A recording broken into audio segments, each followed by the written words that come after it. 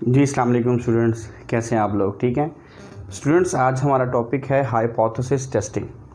Hypothesis testing अगर मैं आपको समझाऊं तो ये टोटल मेरी 3 वीडियोस में हम इस लेक्चर को कवर करेंगे। ये एक बहुत ही वाइडर टॉपिक है स्टैटिस्टिक्स का, जिसको एक वीडियो में कवर करना इज़ क्वाइट डिफ़िकल्ट। तो इसको हम 3 डिफरेंट वीडियोस में लेके चलेंगे। आज की इस वीडियो में मैं आपको हाइपोथेसिस टेस्टिंग की बेसिक कॉन्सेप्ट्स के बारे में बताऊंगा कि ये बेसिकली है क्या, और इसके 6 जो स्टेप्स हैं इसको समझने की कोशिश करेंगे। अगर आप इस वीडियो को देखेंगे तो ऑब्वियसली अगली वीडियोस जो है मेरी जो अगले क्वेश्चंस हम करेंगे उसमें आपको आसानी आएगी। तो इस वीडियो में हम बेसिकली हाइपोथेसिस टेस्टिंग के बारे में देखेंगे कि ये बेसिकली है क्या और इसके स्टेप्स क्या हैं। हाइपोथेसिस टेस्टिंग बेसिकली 2 वर्ड्स हैं, hypothesis and testing.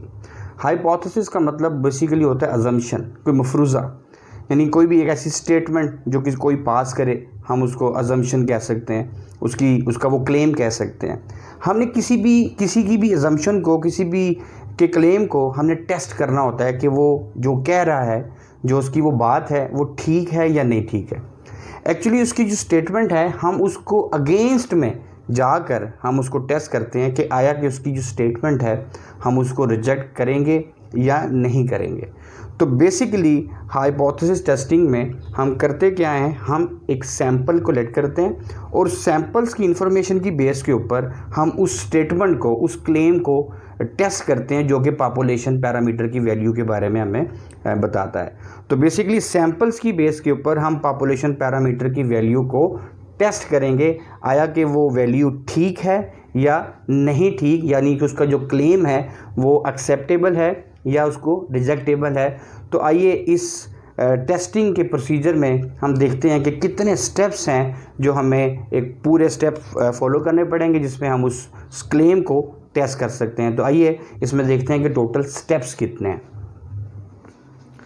Ji students, ये 6 स्टेप्स हैं जिसके ज़रिए हम हाइपोथेसिस टेस्टिंग करेंगे। ये 6 स्टेप्स में सबसे पहला जो स्टेप है वो है नल हाइपोथेसिस, और ये अल्टरनेटिव हाइपोथेसिस है।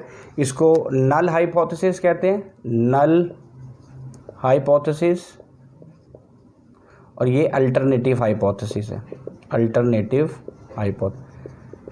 हर नल हाइपोथेसिस का एक अल्टरनेटिव हाइपोथेसिस होगा, यानी अगर कोई कंपनी या कोई भी बंदा अगर कोई क्लेम करता है किसी के बारे में, तो किसी भी चीज़ के बारे में जो क्लेम करेगा उस क्लेम को हम नल हाइपोथेसिस में क्रिएट करेंगे और उसके अगेंस्ट में हम एक हाइपोथेसिस क्रिएट करेंगे जिसे हम अल्टरनेटिव हाइपोथेसिस कहते हैं। बेसिकली यही हमारा रिसर्च हाइपोथेसिस है जो कि हम नल हाइपोथेसिस को रिजेक्ट करने के लिए हम इसके ऊपर टेस्टिंग करेंगे।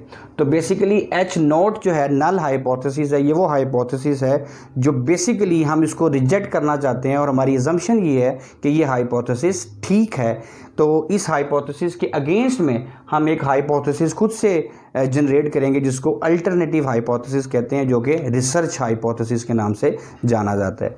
दूसरा स्टेप है लेवल ऑफ सिग्निफिकेंस।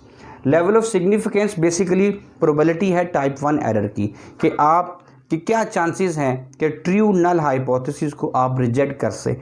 नॉर्मली ये 1% भी होती है, 5% भी होती है और ये 10% भी होती है, लेकिन ज़्यादातर ये 5% अजम्पशन रखी जाती है कि अगर क्वेश्चन में लेवल ऑफ सिग्निफिकेंस ना भी बताया जाए तो 5% हम अज्यूम कर लेते हैं। 5% का मतलब क्या है कि 5% चांसेस हैं कि हम ट्रू नल हाइपोथेसिस को रिजेक्ट कर सकते हैं, यानी कि 95% चांसेस हैं कि हमारा ये लेवल ऑफ कॉन्फिडेंस है। तो आगे चलते हैं टेस्ट स्टैटिस्टिक। यहाँ पर मैं आपको क्लियरली बताऊंगा कि हम यहाँ पे जी टेस्ट लगाएंगे और इसकी कंडीशन क्या है, और टी टेस्ट कब लगाते हैं इसकी कंडीशन क्या है। अभी हम इसको देखते हैं कि जी टेस्ट कब लगाएंगे और टी टेस्ट कब लगाते हैं। ये 2 टेस्ट अभी हम करेंगे। इसके अलावा एफ टेस्ट भी है, लेकिन अभी फ़िलहाल हम जी टेस्ट और टी टेस्ट की कंडीशंस देखेंगे कि कब जी टेस्ट लगेगा और कब टी टेस्ट लगेगा। क्रिटिकल रीजन में हम टेबल वैल्यू निकालेंगे, उस जी टेस्ट की टेबल वैल्यू देखेंगे कि वो क्या वैल्यू निकलती है, और उस वैल्यू में यहाँ पर बेसिकली हम जी की एक टेबल वैल्यू फाइंड आउट करेंगे।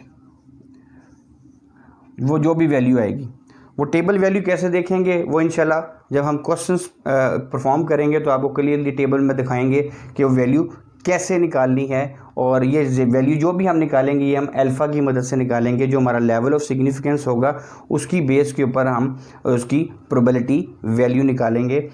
तो आगे चलते हैं कैलकुलेशन में हम अगर हम जी टेस्ट का फार्मूला लगाया है या टी टेस्ट का फार्मूला लगाया है, हम उसकी कैलकुलेशन करेंगे यहाँ पर। और आखिरी स्टेप पे कंक्लूजन ड्रॉ करेंगे। ये वो स्टेप है जिसमें हम ये फाइनली बताएंगे कि हम एच नोट को रिजेक्ट कर रहे हैं या नहीं कर रहे। अगर हम एच नोट को रिजेक्ट कर रहे हैं तो ऑब्वियसली एच वन क्या होगा, एक्सेप्ट होगा। और अगर हम एच नोट को रिजेक्ट नहीं करें तो हम कंक्लूजन में यहाँ पर बताएंगे we do not reject H naught. तो ये 6 स्टेप्स हैं जिसके ज़रिए हम हाइपोथेसिस टेस्टिंग जो है परफॉर्म करेंगे। अब मेजर यहाँ पर क्वेश्चन ये है कि स्टेप 1 हाइपोथेसिस कैसे बनाने हैं और टेस्ट स्टैटिस्टिक जी टेस्ट लगाना है या टी टेस्ट लगाना है। ये 2 स्टेप्स बहुत ज़्यादा इंपॉर्टेंट हैं।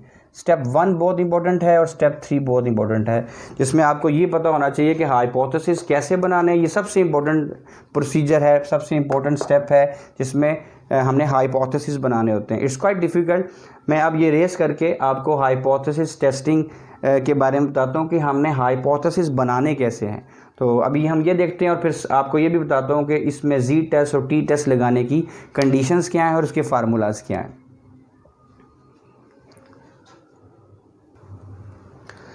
जी स्टूडेंट्स, ये कुछ टर्म्स हैं जिनका आपको पता होना चाहिए अगर आप हाइपोथेसिस टेस्टिंग परफॉर्म करने जा रहे हैं। तो आपको पता हो पॉपुलेशन जो साइज़ होता है उसको कैपिटल एन से डिनोट करते हैं, सैम्पल साइज़ को स्मॉल एन से डिनोट करते हैं, पॉपुलेशन मीन को म्यू से डिनोट करते हैं, सैम्पल मीन को एक्स बार से डिनोट करते हैं, पॉपुलेशन का स्टैंडर्ड डेविएशन को सिग्मा से डिनोट करते हैं और सैम्पल स्टैंडर्ड डेविएशन को कैपिटल एस से डिनोट करते हैं।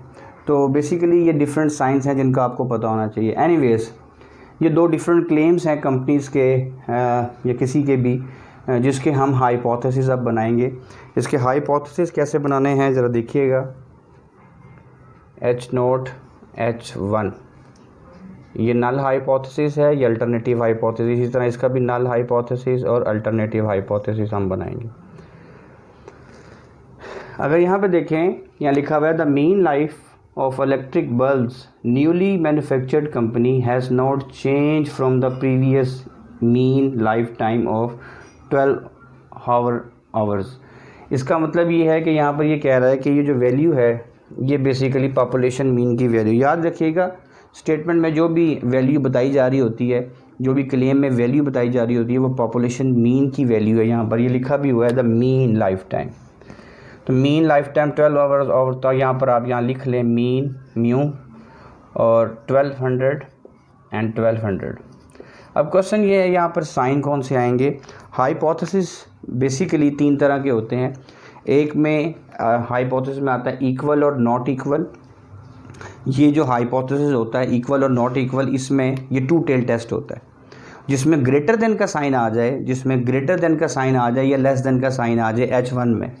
अगर ग्रेटर देन का या लेस देन का साइन आ जाए तो वो 1 टेल टेस्ट होता है। एनीवेज, अभी मैं आपको ये बात समझाता हूँ। अभी इसने यहाँ पर कहा है कि इलेक्ट्रिक बल्ब्स हैं जिसकी एवरेज जो है हैज़ नॉट चेंज, जो है वो चेंज नहीं होती। तो ऑब्वियसली यहाँ पर उसने कहा चेंज नहीं होती, मतलब वो सेम रहती है। तो इसके क्लेम को ये उसका क्लेम है कि वो चेंज नहीं होती, कि उसकी जो मीन लाइफ टाइम है वो 1200 आवर्स से चेंज नहीं होती। तो ये इसका क्लेम हो गया। इसका दूसरा ऑपोजिट जो क्लेम बनेगा, जिसको हमने टेस्ट करना है कि चेंज होता है या नहीं होता, वो है नॉट इक्वल। तो ये उसका क्लेम है हैड नॉट चेंज, जिसको कहा नॉट चेंज्ड, और ये है चेंज्ड। हमने बेसिकली इसको टेस्ट करना है। तो ये देखिए, इसमें इक्वल और यहाँ साइन कौन सा है, नॉट इक्वल। नॉट इक्वल का मतलब होता है या तो ये 1200 से ज़्यादा भी हो सकता है और 1200 से कम भी हो सकता है। तो ये 2 टेल टेस्ट है, जिसमें नॉट इक्वल का साइन आ जाए H1 में, वो 2 टेल टेस्ट है। अब अगर इसकी बात करें, ये क्लेम है an automobile is driven on the average no more than 1600 kilometre per year.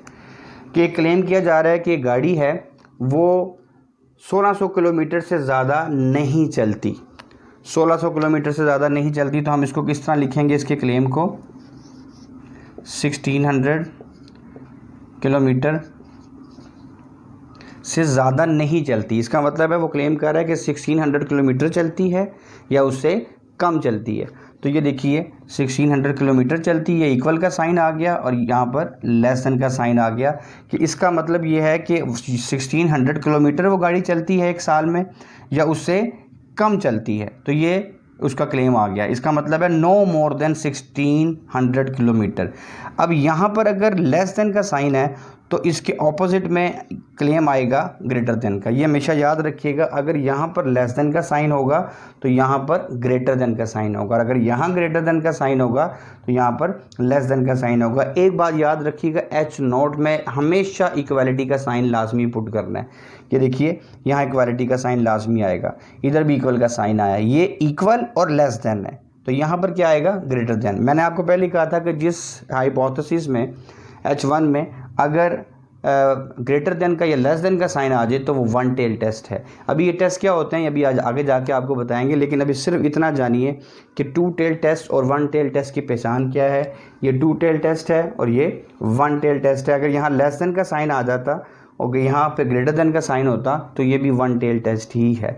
तो ये याद रखिएगा, ये आपका टू टेल टेस्ट है और ये आपका वन टेल टेस्ट है। एक दो एग्जांपल्स और लेते हैं जिससे आपको हाइपोथेसिस बनाने में और आसानी आ जाए। जिस स्टूडेंट्स की दो एग्जांपल्स मैंने और ली हैं, इसमें भी हम हाइपोथेसिस बनाते हैं H नॉट और H1, H not and H1। Students सबसे ज़्यादा जो प्रॉब्लम बच्चों को आती है वो यही आती है कि हमने इक्वल और नॉट इक्वल का साइन लगाना है, ग्रेटर देन लेस देन का साइन लगाना है, इसमें प्रॉब्लम आती है। आप सबसे पहले इसमें वैल्यू देखें। ये क्वेश्चन है the mean rainfall at Lake Placid. कोई एक स्पेसिफिक लेक है जहाँ पर जो मीन है एवरेज रेनफॉल है वो ड्यूरिंग द मंथ ऑफ जून जो है वो 2.8 है। 2.8 जो है ये मीन की वैल्यू उसने दे दी है कि एवरेज इतनी जो है वो बारिश होती है, इतने इंचेस। तो हम इसको अब लिख लेते हैं मीन 2.8 एंड मीन 2.8। अब प्रॉब्लम यही है कि यहाँ पर इक्वल और लेस देन का साइन आएगा, या कौन सा साइन आएगा। तो यहाँ पर क्लियरली देखें कि वो कह रहा है the mean rainfall at Lake Placid during the month of June is 2.8 inches, इस 2.8 इंचेस के 2.8 इंचेस होती है, यानी तो इसका मतलब ये है कि इक्वालिटी का साइन है कि इतनी बारिश होती है। तो ऑब्वियसली इक्वल का दूसरा जो ऑपोजिट हम हाइपोथेसिस बनाएंगे वो नॉट इक्वल का आएगा। तो ये हमने इसके हाइपोथेसिस बना ली। अब दूसरा क्वेश्चन देखें, on average children attend school with in 3.8। ये देखें, ये पॉइंट जो है, इस पॉइंट को आप हाईलाइट कर लें कि जो पाकिस्तान के अंदर नॉर्मली जो चिल्ड्रंस हैं वो एवरेज 3.8 माइल्स तक उसके अंदर विद इन 3.8 माइल्स के अंदर अपने घरों से स्कूलों में जाते हैं। तो विद इन का मतलब होता है 3.8 या उससे कम। तो ये देखिए यहाँ पर अगर मैं हाइपोथेसिस बनाऊँ तो मीन 3.8 और मीन 3.8, तो विद इन 3.8 का मतलब है या तो 3.8 माइल्स तक जाते हैं बच्चे या इससे कम। विद इन, ये है विद इन का मतलब, ठीक है। और इसका ऑपोजिट हाइपोथेसिस क्या बनेगा, ये लेस देन का साइन है तो यहाँ पर ग्रेटर देन का साइन आ जाएगा, ठीक है। और ये विद इन का मतलब एट मोस्ट भी होता है, एट मोस्ट, ये एट मोस्ट का साइन भी है। एट मोस्ट का मतलब होता है कि ज़्यादा से ज़्यादा ये वैल्यू या इससे कम। तो विद इन का मतलब भी एट मोस्ट ही है, तो एट मोस्ट का साइन ये क्रिएट करेंगे। अगर इसमें पॉइंट आता एट लीस्ट का मतलब होता है कि 3.8 माइल्स मिनिमम है या इससे ज़्यादा माइल्स पे वो अपने स्कूलों में जाते हैं, तो फिर हम यहाँ पर इक्वल और ग्रेटर देन का साइन लगाते हैं। दोबारा देख लिए, अगर एट लीस्ट का पॉइंट आता तो हम इसके हाइपोथेसिस इस तरीके से बनाते हैं, मीन 3.8 एंड मीन 3.8। अगर एट लीस्ट आता इसका मतलब होता है 3.8 या इससे ज़्यादा, और इसका ऑपोजिट हाइपोथेसिस ये ग्रेटर देन है, तो इसका ऑपोजिट हाइपोथेसिस जो बनेगा वो लेस देन का बनेगा। एनीवेज ये एटलीस्ट का हाइपोथेसिस है और ये एट मोस्ट का या उसको विद इन कह सकते हैं।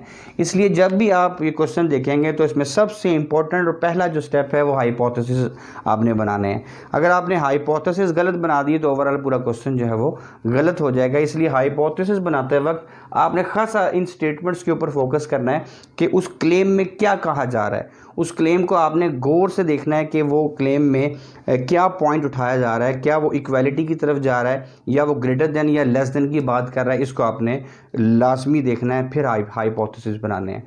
तो आइए अब नेक्स्ट स्टेप पे हम करते हैं। दूसरा स्टेप है लेवल ऑफ सिग्निफिकेंस, वो मैंने आपको बता दिया 5% होता है नॉर्मली, अगर 10% होगा या 1% होगा वो क्वेश्चन में बता दिया जाएगा आपको।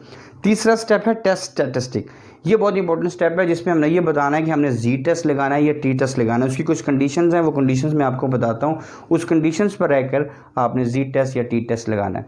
तो आइए अब जी टेस्ट और टी टेस्ट के हवाले से कंडीशंस को देखते हैं।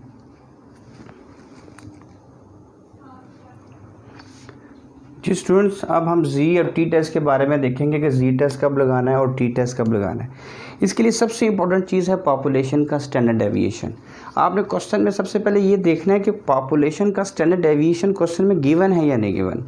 अगर तो पॉपुलेशन का स्टैंडर्ड डेविएशन क्वेश्चन में गिवन है, या आपको पता है, नोन है या गिवन है मतलब, तो फिर आप जी टेस्ट का ये वाला फार्मूला लगाएंगे। Z is equal to x bar sample mean minus mu population mean divided by population standard deviation over √n sample size. तो हम ये वाला फार्मूला लगाएंगे, यानी हम जी टेस्ट लगाएंगे। अगर पॉपुलेशन का स्टैंडर्ड डेविएशन गिवन है तो जी टेस्ट अप्लाई होगा।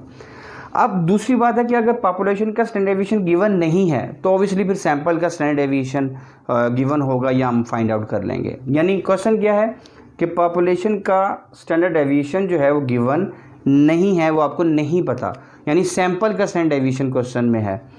तो उस कंडीशन में हम क्या करेंगे, फिर हम सैंपल साइज़ के ऊपर देखेंगे। अगर सैंपल साइज़ 30 से ग्रेटर है तो हम जी टेस्ट लगाएंगे। बस इसमें और इसमें फ़र्क क्या है, यहाँ पॉपुलेशन का स्टैंडर्ड डेविएशन आ गया, यहाँ पे सैंपल का स्टैंडर्ड डेविएशन आ गया। अप्लाई जी टेस्ट ही होगा।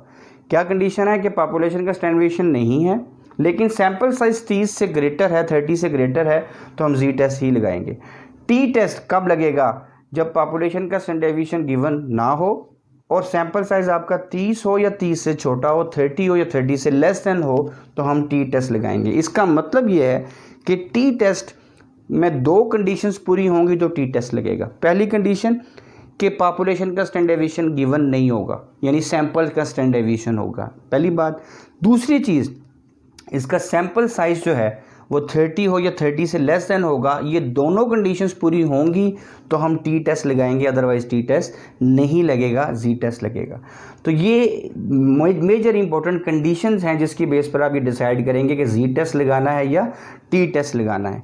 तो यहाँ पर मैं एक छोटा सा पॉइंट लिखता हूँ। फॉर एग्जाम्पल ये देखिए, अगर पॉपुलेशन का स्टैंडर्ड डेविएशन गिवन है दैट इज़ 3 और सैंपल साइज है 20, तो अगर आप इस पर आप देखें, इस पर कौन सा टेस्ट लगेगा, इस पर जी टेस्ट लगेगा कि टी टेस्ट लगेगा। कुछ बच्चे कहते हैं सैंपल साइज सर 30 से लेस देन है तो सर जी टी टेस्ट लगाना है। ऐसा नहीं है।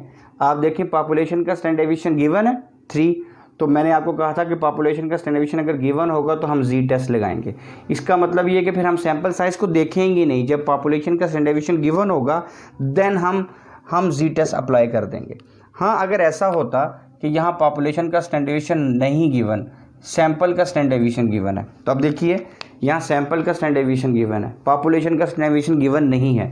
ये देखें पॉपुलेशन का स्टैंडर्ड डेविएशन गिवन नहीं है, ठीक हो गया, सैंपल का है। अच्छा, ये कंडीशन आ गई। और दूसरा सैंपल साइज़ आपका 30 से लेस देन हो गया, 30 से लेस देन हो गया, ये कंडीशन भी हो गई, ये कंडीशन भी। और टी टेस्ट की मैंने दो ही कंडीशंस बताई थी कि आपको पॉपुलेशन का स्टैंडर्ड डेविएशन गिवन नहीं होगा और सैंपल साइज़ आपका 30 से लेस देन होगा, तो अब हम यहाँ पे टी टेस्ट अप्लाई करेंगे। और फॉर एग्जांपल यहाँ पर आपका सैंपल साइज़ अगर 50 हो तो देखिए आपका सैंपल साइज़ जो है वो 30 से ग्रेटर देन, तो आपको यहाँ पर देखें पॉपुलेशन का स्टैंडर्ड डेविएशन गिवन नहीं है, जी नहीं गिवन, और सैंपल साइज़ आपका 30 से ग्रेटर है, 30 से ग्रेटर है, तो आप कौन सा टेस्ट अप्लाई करेंगे, जी टेस्ट अप्लाई करेंगे। तो ये तीन फार्मूलाज की कुछ कंडीशंस हैं वो आप देख लीजिएगा।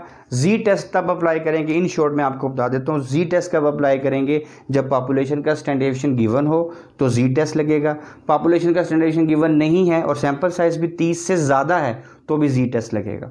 और अगर ये दोनों चीज़ें ही पूरी नहीं होती कि पॉपुलेशन का स्टैंडर्ड डेविएशन भी गिवन नहीं है और सैंपल साइज भी आपका 30 से छोटा है, कम है, तो आप टी टेस्ट अप्लाई करेंगे।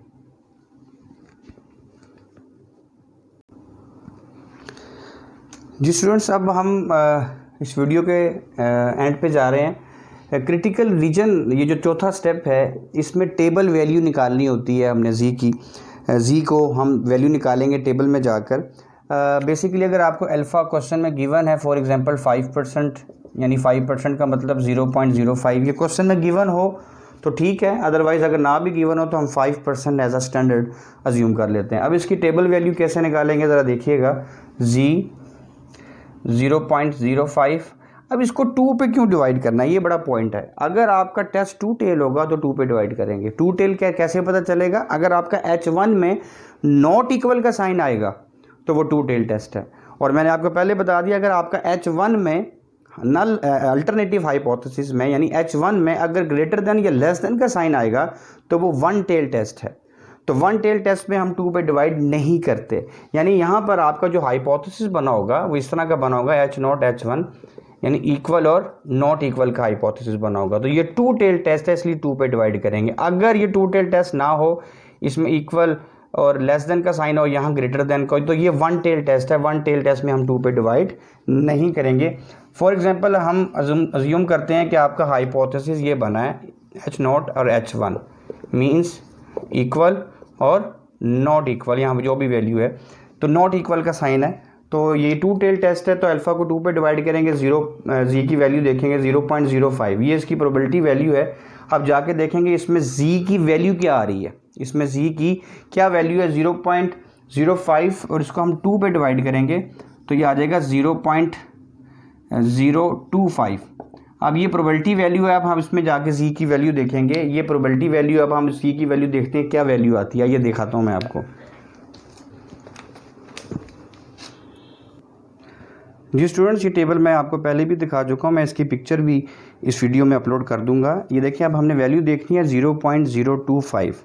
तो अगर हम यहाँ पर देखें तो प्रोबेबिलिटी में देखनी है, हमने प्रोबेबिलिटी में जी स्कोर निकालना है। तो 0.025 अगर आप यहाँ देखें 0.025, तो ये देखिए 0.025 ये वैल्यू आ रही है। इसमें आप वैल्यू देख लें जी की 1.9 और ये 6, ठीक है। तो वैल्यू आ जाएगी 1.9 और 6। जी स्टूडेंट्स, ये वैल्यू हमने लिख ली 1.96। यहाँ पर भी बच्चे अक्सर बहुत कंफ्यूज होते हैं कि इस वैल्यू के साथ पॉजिटिव लिखना है या नेगेटिव लिखना है, ये भी आपको भी बताता हूँ। एनीवेज, यहाँ पर 1.96 जो है आपने वैल्यू निकाल ली है। ये जी की वैल्यू हमने टेबल से देखी है। एक जी की वैल्यू हम कैलकुलेट करेंगे। एक्स बार क्वेश्चन में गिवन होगा, अभी जब हम क्वेश्चंस करेंगे तो आपको ये पता चलेगा कि इसको कैसे हम सॉल्व करेंगे। सारी वैल्यूज़ क्वेश्चन में गिवन होंगी। एक्स बार में से मीन, ये मीन वही है जो आपने हाइपोथेसिस की वैल्यू लिखी होगी। ये मीन माइनस करेंगे, सैम्पल मीन में से पॉपुलेशन मीन को माइनस करके पॉपुलेशन का स्टैंडर्ड डेविएशन अगर गिवन है वो उस पर और एन के अंडर रूट पे डिवाइड कर देंगे तो आपके पास जो आंसर आएगा, फॉर एग्जांपल ये मैंने एक डमी आंसर लिखा है 2.53, ये आपके पास कैलकुलेटेड आंसर आ गया जो आपने कैलकुलेट किया है, ठीक है। और ये आपने टेबल से देखा है।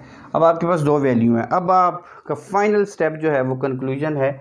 आपका स्टेप 4 भी हो गया, स्टेप 5 भी हो गया और ये आपका स्टेप 6 है।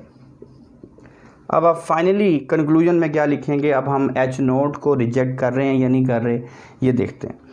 अगर अब देखें, अब आपको एक नॉर्मल डिस्ट्रीब्यूशन का एक छोटा सा कर्व बनाना पड़ेगा जिसमें आपको समझ आएगा। ये सेंटर में मीन की वैल्यू होती है। अच्छा, इधर देखिए, अब ये 1.96 ये टेबल वैल्यू है। इसको आपने ध्यान से, जो आपने टेबल से देखी 1.96, अब ये कहाँ लिखेंगे, अब ये पॉजिटिव में लिखेंगे या नेगेटिव में लिखेंगे। एक बात याद रखिएगा, नॉट इक्वल का साइन था H1 में, यानी 2 टेल टेस्ट था, 2 पे भी डिवाइड किया, नॉट इक्वल का साइन है, 2 टेल टेस्ट होगा तो ये वैल्यू हम यहाँ पर भी लिखेंगे 1.96 और ये वैल्यू यहाँ पर भी लिखेंगे -1.96। ये एरिया हम शेड कर देंगे, इस एरिया को हम शेड कर देंगे, ठीक है। क्योंकि ये इस एरिया को कहते हैं क्रिटिकल रीजन, इस एरिया को कहते हैं क्रिटिकल रीजन, क्रिटिकल रीजन, और ये एरिया भी कहलाता है क्रिटिकल रीजन। क्रिटिकल रीजन दोनों साइड्स पे क्यों आया है? क्योंकि ये टू टेल टेस्ट है, इसमें नॉट इक्वल का साइन है और अल्फा को भी हमने 2 पे डिवाइड किया। टू टेल टेस्ट में क्रिटिकल रीजन दोनों साइड्स पे आएगा। और ये जो अनशेडेड एरिया है इसको कहते हैं एक्सेप्टेंस रीजन, एक्सेप्टेंस रीजन। अब आपको पता चलेगा कि आपने एच नोड को क्या करना है। एक्सेप्टेंस रीजन ये वो एरिया है जहां पर आपका एच नोड एक्सेप्ट होता है, यानी unable to reject. H naught accept नहीं लिखते, इसको नॉर्मली लिखते हैं unable to reject H naught. और ये वो एरिया है क्रिटिकल रीजन जहां पर एच नॉट रिजेक्ट होता है और H1 एक्सेप्ट होता है, जो मर्जी कह लें आप। इस एरिया के अंदर H नॉट रिजेक्ट होता है और H1 क्या होता है? एक्सेप्ट होता है। अब आपने करना क्या है, इस कैलकुलेटेड वैल्यू को देखें, ये वैल्यू 2.53, ये पॉजिटिव की वैल्यू है तो ऑब्वियसली पॉजिटिव में देखें तो ये 1.96 के बाद आ रही है, यानी ये वैल्यू आपके क्रिटिकल रीजन में लाई कर रही है। तो जब ये वैल्यू क्रिटिकल रीजन में लाई कर रही है तो यहाँ पर H नॉट रिजेक्ट होता है और H1 क्या होता है? एक्सेप्ट होता है। फॉर एग्जांपल ये वैल्यू जो है अगर इस रेंज में लाई करती तो ये एक्सेप्टेंस रीजन है, यानी हम कहते हैं कि unable to reject H naught, हम H नॉट को रिजेक्ट नहीं करेंगे। कुछ बच्चे स्टेटमेंट लिखते हैं H naught accepted. H naught accepted की स्टेटमेंट नॉर्मली नहीं लिखी जाती, ये लिखी जाती है unable to reject H naught, हम H नॉट को रिजेक्ट नहीं करेंगे। तो आपने इस वैल्यू को देखना है, ये वैल्यू कहाँ लाई करेगी, इस साइड पे लाई करेगी या इस साइड पे, और क्रिटिकल रीजन में आ रही है या नहीं आ रही है। अगर वैल्यू क्रिटिकल रीजन में आ रही है तो आप H नोड को रिजेक्ट करेंगे और H1 को क्या कर देंगे? एक्सेप्ट करेंगे। ये तो था 2 टेल में। अभी मैं आपको 1 टेल में समझा दूं, उसके बाद ये लेक्चर बेसिक्स जो लेक्चर था हाइपोथेसिस टेस्टिंग का, ये वाइंड अप हो जाएगा और उसके बाद फिर हम नेक्स्ट लेक्चर जो है वो उसकी न्यूमेरिकल कैलकुलेशंस पे लिखेंगे और क्वेश्चन लेंगे, प्रॉपर उसको सॉल्व करेंगे। तो नेक्स्ट जो है अभी मैं आपको समझा दूं, अगर टेस्ट 1 टेल हो तो ये किस तरीके से हम इसको इसका जो क्रिटिकल रीजन है कहाँ पर आएगा और हमारा डिसीजन कैसे होगा। तो एनीवेज आगे मूव करते हैं। 1 टेल टेस्ट में ये क्रिटिकल रीजन कैसे ड्रॉ करेंगे, आइए देखते हैं। जी स्टूडेंट्स, अभी जैसे मैंने आपको बताया कि 2 टेल टेस्ट वो टेस्ट है जिसमें नॉट इक्वल का साइन आता है, इक्वल और नॉट इक्वल का साइन यहाँ आता है H1 में। अगर H1 में आपका ग्रेटर देन का या लेस देन का साइन आता है तो वो 1 टेल टेस्ट है। ये राइट टेल है, इसको राइट टेल कहते हैं क्योंकि इसमें ग्रेटर देन का साइन है। इसको आप कह सकते हैं, यहाँ पे साइन कौन सा है? ग्रेटर देन का साइन है। और यहाँ पर H1 में देखें ये लेस देन का साइन है। तो अब जब इस तरह अगर 1 टेल टेस्ट होगा तो इसमें ख़ास बात याद रखिएगा, अगर आपके ये 1 टेल टेस्ट है, ये लेस देन है, ये ग्रेटर देन है, 1 टेल टेस्ट है, तो इसमें लेवल ऑफ सिग्निफिकेंस को आप 2 पे डिवाइड नहीं करेंगे जब आप क्रिटिकल रीजन के स्टेप पे जाएंगे। एक बात। दूसरा, जब आप कंक्लूजन में जाएंगे तो क्रिटिकल रीजन एक साइड पे आएगा, क्रिटिकल रीजन एक साइड पे आएगा, या आपका लेफ़्ट साइड पे आएगा या आपका राइट साइड पे आएगा। ये बड़ा इंपॉर्टेंट पॉइंट है। 2 टेल टेस्ट में तो क्रिटिकल रीजन दोनों साइड्स पे जाएगा, लेफ्ट साइड पे भी जाएगा, ग्रेटर देन साइड पे भी जाएगा, लेकिन यहाँ पर एक साइड पे आएगा। याद रखिएगा अगर ग्रेटर देन का साइन होगा, ग्रेटर देन का साइन होगा तो ये राइट साइड पे जाएगा, ये राइट साइड पे जाएगा।